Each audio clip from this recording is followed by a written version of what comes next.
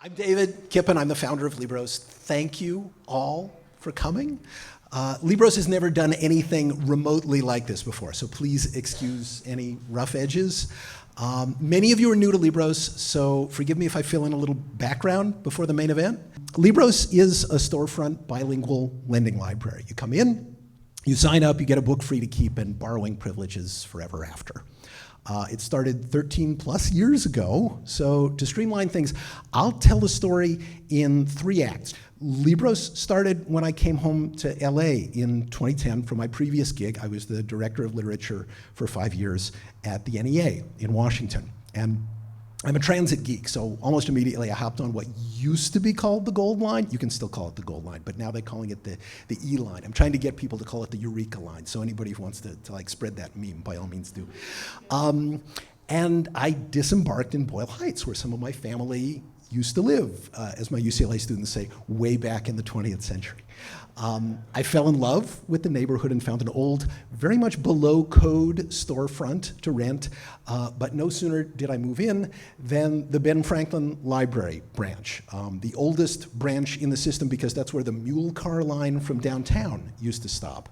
The Ben Franklin Library posted outside that it was going to be closing on Mondays because of budget cuts. I had surrounded myself with books ever since I grew up in Westwood, with a lot of good bookstores within walking distance.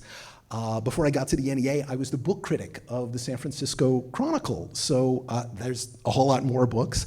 And I'm a writer, so I mean, I had thousands of books in a neighborhood with no bookstores, and it was about to have even less access to books than it had before. So I thought, why not share mine with the neighborhood and see what happens? I gave the idea a dumb name to honor the pretty Jewish Boyle Heights of my grandparents' time and the almost completely Mexican-American Boyle Heights of today. It was the Libros Schmibros Lending Library and Bookshop. And around this time, I met that woman over there. You want to stand out or at least wave? That's Colleen Jurecki, my wife Colleen. There is a dangerous misconception going around that Libros is some kind of one-man band. Just so everybody knows, Colleen and I have been co-executive directors since before I knew what an executive director was. We are co-creative directors, we're co-everything. No Colleen, no Libros. Not then, not now. On July 19th, 2010, Libros opened, and damn if people didn't show up. Books flew out the door. I met a lot more of my neighbors, and we did it all again the next day. And we just kept doing it. And the next thing we knew, Reed Johnson at the LA Times was writing about us. The Hammer Museum invited us to set up a temporary Libros in their lobby at Wilshire and Westwood. After being the first Jew back into Boyle Heights in years, I wasn't about to pass up a chance to be the first book emporium in Westwood in years.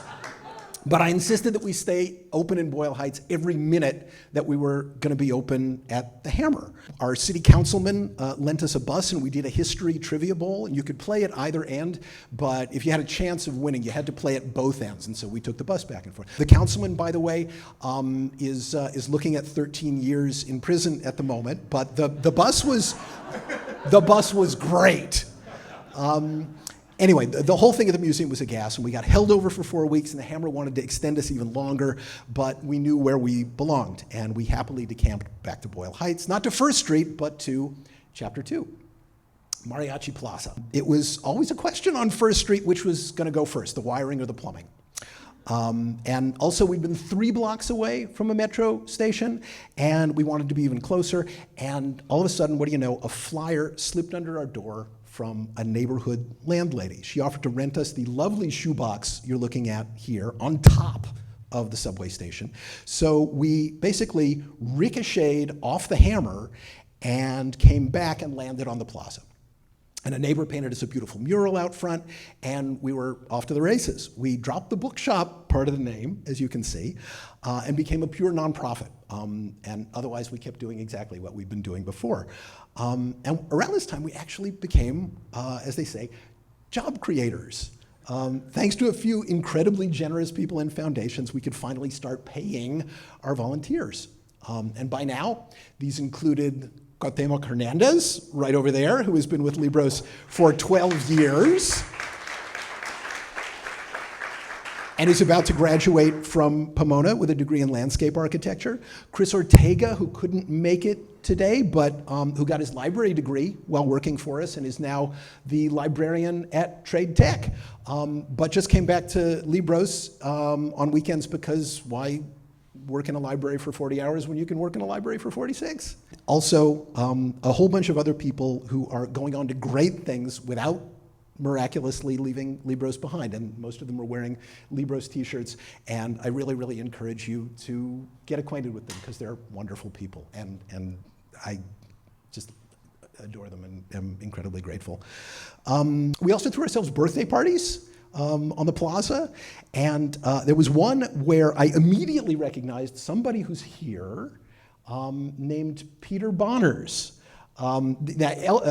Eli tells this story differently. The way I remember it is I immediately recognized Peter, the director and the actor who played Jerry the dentist on the Bob Newhart show, which I remain totally infatuated with.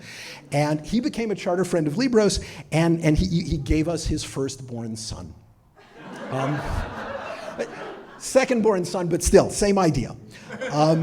Anyway, on the plaza, we also had our first film screening and our first film crew, because Michael Connolly, who I think is bashfully right around that corner there, was shooting at night the pilot of Bosch. And so in between takes, he came in to cool his heels, and the next thing we knew, he was a friend too. Libros without friends is not Libros. So now, yes, is chapter 3. Much as we loved the old shoebox on the plaza, we never stopped looking across the street at the old 1889 Boyle Hotel and drooling. When a storefront there came vacant, we applied. It was a competitive process, and we won. A wonderful architect whom some of you may know, Rachel Allen, built the place out for us. And we had a lovely jam-packed grand opening, complete with a blessing from Father Greg Boyle. But Father Greg's blessing really worked. We do everything from, in our new home, from story hours for neighborhood kids to Cuauhtemoc and Derek's Cineclub. We have a Libros Schmibros podcast, for which the staff and I have interviewed everybody from Mike Davis, the late Mike Davis, to the editor of Bartlett's Quotations, to the poet laureates for Los Angeles, California, and the United States. And a whole lot of other interesting people, and I commend it to you so long as you don't pay too much attention to the production values. We have a women's writing group and Schmibros Stories, which is bilingual showcase of neighbors who speak into the camera. Diana isn't here, but boy, does she do a great job with that. And we have our signature program, our summer fellowships. Thanks to Vera Campbell in partnership with Roosevelt and Mendez High Schools, we put 12 students through a month-long immersion in all things Los Angeles. And I mean that literally because the first thing we do is we kayak down the LA River, and it can get a little damp sometimes, but it can also be a lot of fun. And then, so classes about Los Angeles, every aspect of Los Angeles all month long, and then the finale is we go up to Griffith Observatory and we get to look out over the city, which the students are now experts on. We all know what happened in 2020. Libros had to shut its doors for a while, and we coped the best we could. Personally, Colleen and I lost a couple of good friends, and then came this weird thing that I have to tell you about. I looked around, as a lot of us did, and saw old people in nursing homes dying with nobody to tell their stories to.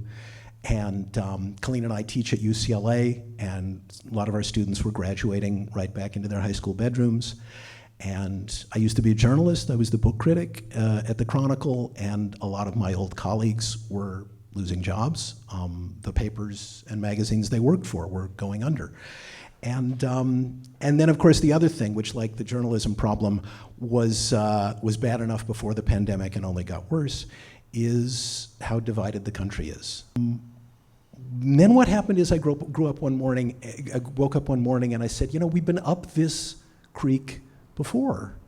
And one of the things that helped get us out of it was these babies, was the Federal Writers Project, the WPA guides.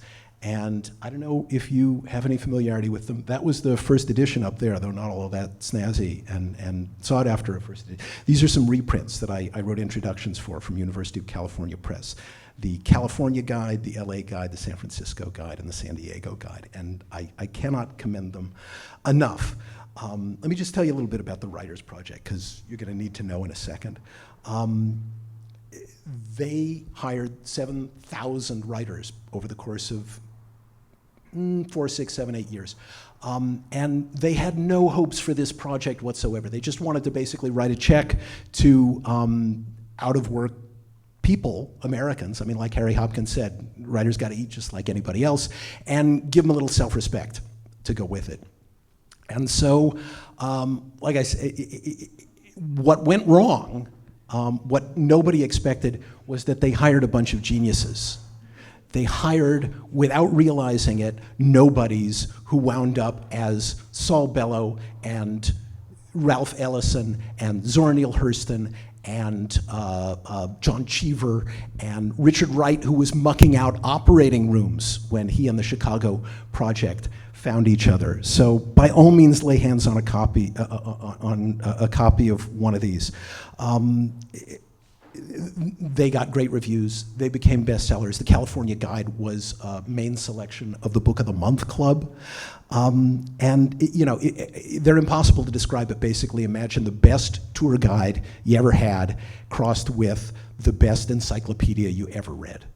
I woke up and wrote this piece for the LA Times. I pitched it to them because I'm a critic at large there, whatever that means anymore. And somebody you may have heard of, Ted Lieu, the congressman for the West Side, saw it, turned to his chief of staff and said, why couldn't this be a bill again? And they looped me in. I got this ringside seat at how laws get written, and I expected to be cynical, and there was nothing cynical about it. And I wound up on the Biden Arts Policy Council. I got the chance to make this documentary with KCET. And a year to the day after the article ran in the LA Times, a bill was introduced in Congress, the 21st-Century Federal Writers Project Act, House Resolution 3054. And that was just the beginning. I mean, Colleen and I started flying back and forth to Washington. We wrote a letter that got endorsements from everybody from Patti Smith to John Sayles to George Saunders, Skip Gates, James Roosevelt, from the Roosevelt dynasty. Dozens of Democrats jumped on board. Adam Schiff, in whose district we are now sitting, and I believe back there is Laura Friedman, who is running to succeed Congressman Schiff. We've also had a warm reception from the GOP. They recognize something that I've been arguing for a long time, which is that this is a shamelessly patriotic, unapologetically American project. And we're in there slugging to make sure that the NEH, which Congress directed to implement this project, hurries up, does it, and does it right. We see it at Libros as a kind of domestic cultural diplomacy, and all we want to do is reintroduce the country to itself. So while you're helping us keep the lights on and the heat on at Libros, feel free to think of yourselves as helping us keep the heat on Congress.